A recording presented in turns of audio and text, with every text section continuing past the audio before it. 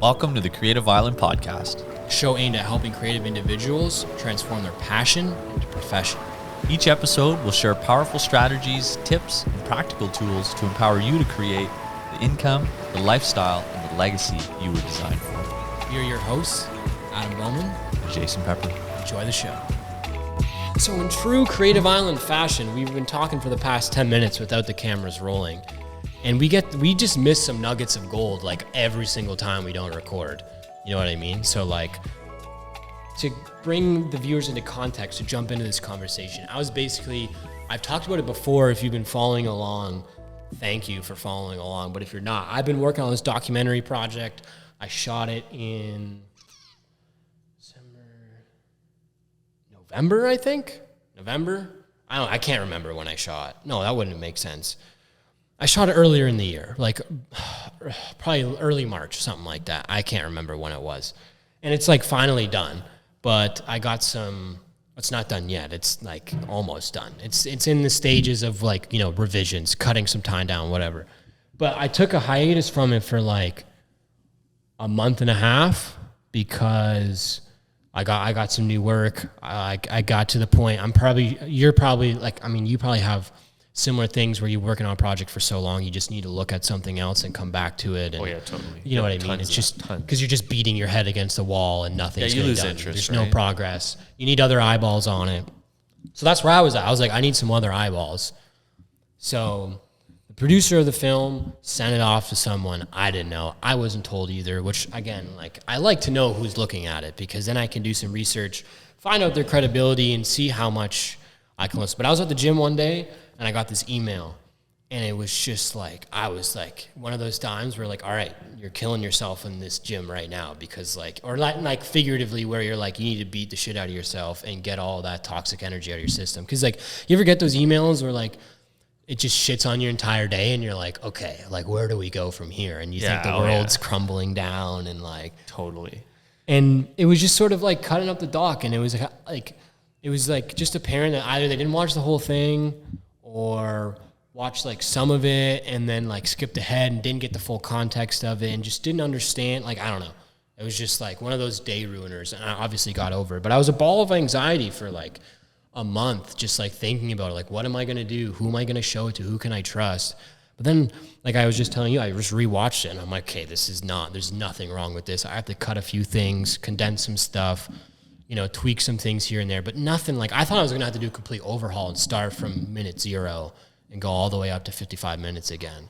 Which, like, thinking about that, like, it took me like a couple months to edit this thing, from just like sifting through, doing my due diligence of like doing a paper edit, right? Like everything that's seen is on a page that's written down, that's done. It's like, there's like a process to it that I like to follow, like you like to follow your process. Everyone's got them. And if you stick to it, you can see where things go wrong. So I was trying to like reflect on it. But then I just realized that someone just put strychnine in my morning coffee. That's it, man. We talked about that. And it's like, what the fuck? Like, what is... So I think that like sort of spiel was just about like, the last podcast was when do you put your foot down and stop getting taken advantage of? This is when do you put your foot down and stop listening to people altogether, or like in between there. Because we talked a lot about this on other podcasts in different ways.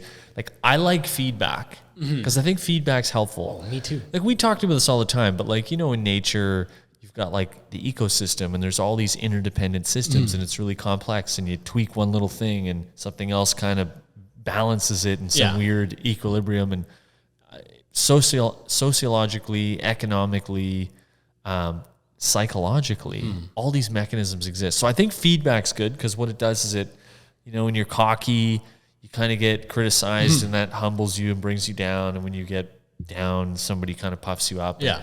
I think there's all these things. So feedback is good. Plus in film, it's necessary for your growth in terms of like, you need to know. But there's a really important thing that I think everybody needs to do better at, and that's try to find what drives you intrinsically so that you're not governed by the outside world. You're governed from within, not from without. Okay, yeah. Can you unpack that a little more? So basically everybody's got a mission in their life. Everybody's got something where everybody's got that one thing where they close their eyes, they can imagine themselves in that role, doing that thing with those people, with that amount of money, with that amount of fame or fortune, whatever it is, right? And as long as you operate on that path, it doesn't matter how shitty of a job you did on something or how like underwhelming something was, you're driven from within. Yeah. And you're not bothered that a bunch of people criticized you because it didn't mean anything relative to the path you're on. Like your container was still too big and you were just this small guy in your container, but you saw this path, you were driven to get to the end of the road and the criticism kind of just didn't stick, right? Yeah. And so criticism, you can't avoid it. You can't change what people are going to say because people just project their own bullshit insecurities on you. It's nothing to do with you. But especially in art, you're just like, look at my shit. Like, you know what I mean? People are like inherently going to like judge it or whatever. And that's the whole point of it. So it's like, totally. To be down about that is a little bit weird too because you expect it at some capacity, right? Yeah, and I think like, it's funny because I think everybody seeks status. And for sure. Everybody. Like, even the mom that criticizes the millionaire for driving a Lamborghini, she buys, because the guy from the Lamborghini. She shops at Farm Boy and not No, she drives a minivan. Okay, yeah. Because it helps her status with her people. Yeah. All her fucking mom friends that has kids. Yeah. Everybody wants to increase their status over time. Doesn't matter. Yeah. In whatever discipline or whatever lane you're in. And so I think that feedback can help make you feel like your status has been sort of inflated, right? But then you eventually kind of get humbled and you get brought down again. Yeah.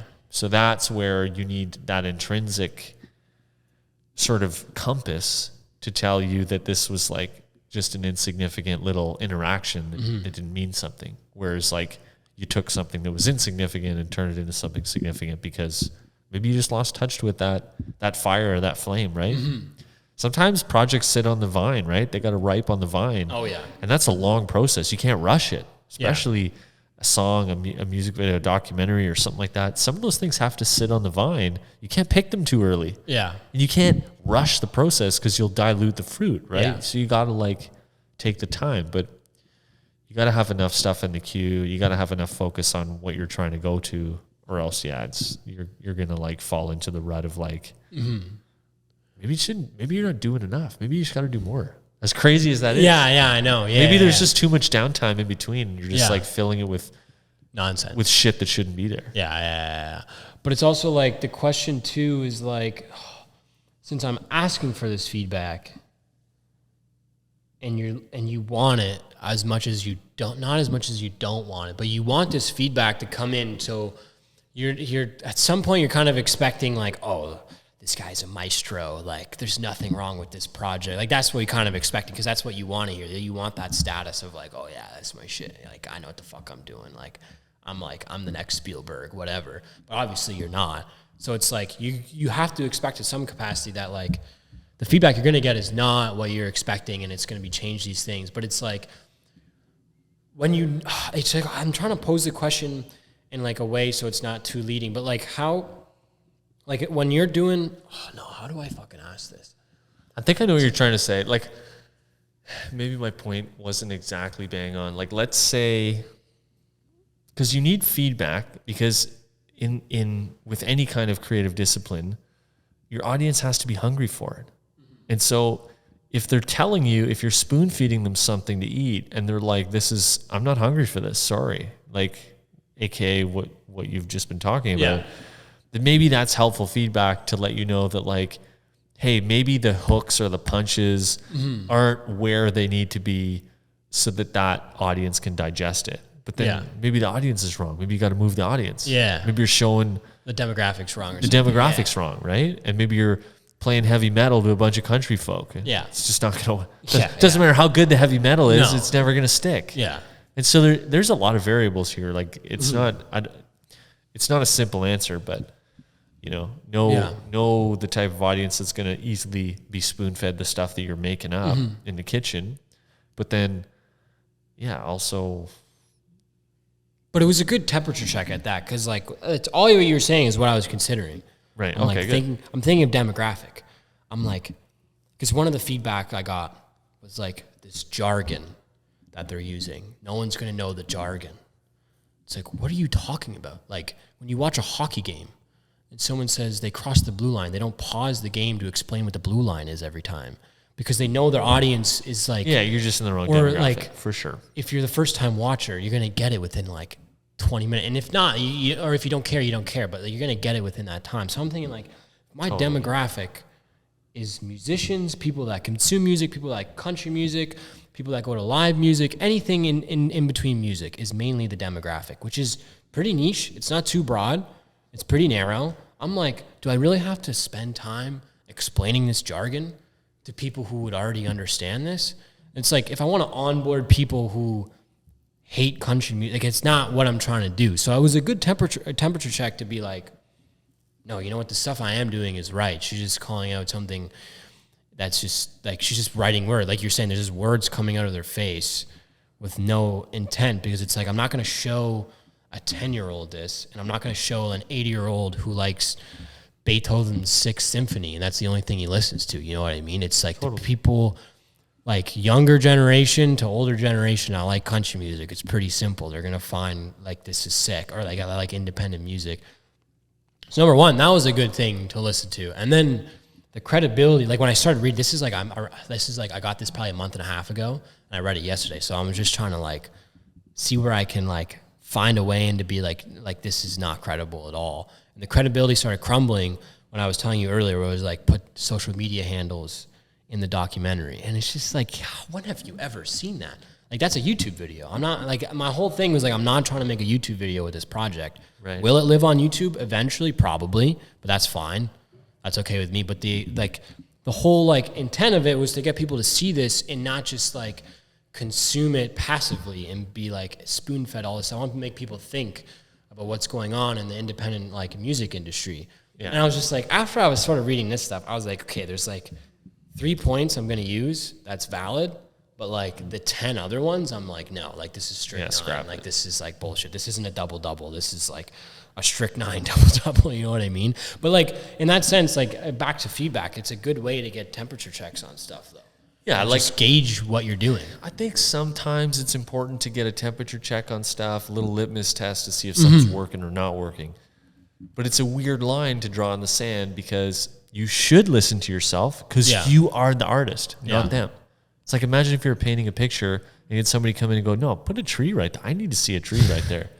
Bro, it's my painting, not yours. It's my painting. The fuck put your tree in your own damn painting. No, you know? it's such a good point, yeah. And so, like, to the same point, feedback is fucking shit. Yeah. It's just words coming out of people's mouths that usually reflect their own fucking dumb inexperience. Yeah. Right? That are like living vicariously through like trying to be someone else to some extent. Yeah. And production over perfection. Look, maybe the documentary's got, let's play devil's advocate. Yeah, maybe the documentary's got room to improve. Totally. Maybe there are things, right? Yeah. But this isn't the last fucking one you're going to do. Exactly. Yeah. It's not the magnum opus and it's not the magnum endus. Like, you know what I mean? Like, exactly. Yeah. So you can sort of find the balance and say, hey, take the good with the evil, find that optimal balance in the middle where you say, great, I got a bunch of negative feedback, but I'm pretty certain about a bunch of the positive feedback, and I'm going to take it all to the next one. I think the one thing for me, like thinking about it and like what you're saying is like listen to yourself more than anyone else, which is like great thing to like live on and have one of your core values, I think, for sure. For sure. But I think like in art specifically, like we've talked about this a couple of times, the imposter syndrome sets in. Totally. And you're like, and I think I said this before a while ago, but just to reiterate, it's like I'm expecting people to like sit down in a stuffy room in shitty chairs for 55 minutes to like not talk, to watch this shit that I've made. Right. And I've invited all the homies, you're coming, a bunch of industry people are going to be there. So it just kind of sets into where it's like, how do I make this better? But it's outside of your scope. So you go beyond. But then once you start doing that, you start to question everything. And then it starts to spiral and you're asking wrong questions to the wrong people. And it's just like, you need to like, I found a way of like righting the ship in that sense, which I'm lucky. Because like I was ready to fucking pull the plug and be like, Totally. no documentary, no bullshit. This is over. This is too convoluted. But then if you listen to yourself in that capacity, you're just a quitter. And like nobody likes a fucking quitter. Nobody likes a quitter. Yeah. So it's just like I'm just trying to show myself that like once the 24th is over, I'm gonna have an entirely new perspective on this. Like as I do after every screening of one of my films. Yeah. Which I'm grateful for. Those would be helpful milestones to take feedback Yeah. and criticism. The in-between time, I would just It's just hard. No, it's you should just be focused on producing the art. Gutters down, blinders on. Yeah. Let's fucking Totally. make some art. Yeah. And then when you're showing it, that's when you need to be listening.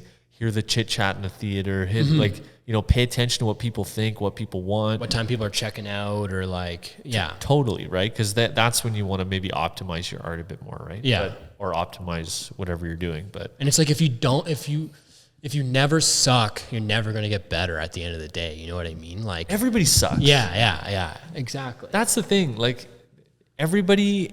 nobody's born with some inherent ability at something. It's conditioning. Yeah. It's repetition.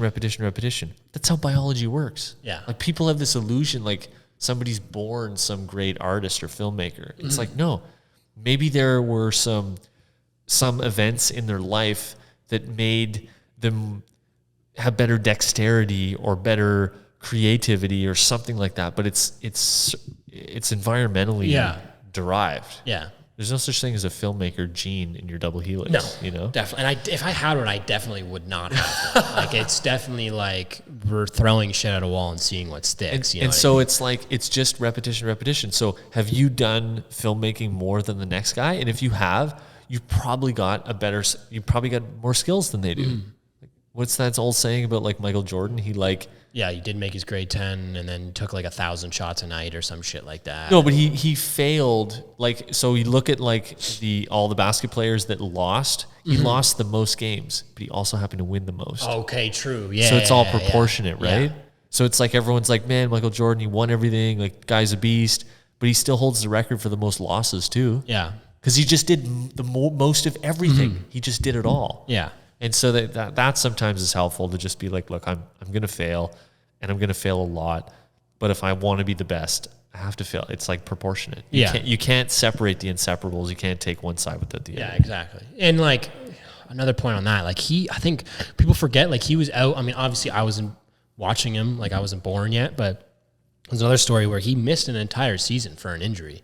No one talks about that. Nobody talks about that. People talk about the flu game. People talk about like the 6 rings way before that, because that doesn't define who he is. Like missing a season or his crazy loss count, like it's not what defines you. The rings and like the goated mindset is what like reinstates that, and that's across the board with everything. And so like James Cameron was a fucking truck driver when he like made his first film. You know what I mean? Like, right? And now he's out here like surveying the Titanic and like making the craziest bangers out here. Like, you know, so guy's crazy. But yeah. the point of all that is like you don't want to compare yourself to others. Stay in your lane, put the blinders on, and go and work. But then it comes down to like, well, what's a lot of work versus not a lot of work? Your daily habits define who you are. We talked about that in another episode. Yeah. So just like do the things that filmmakers do every day, and you'll be a filmmaker too.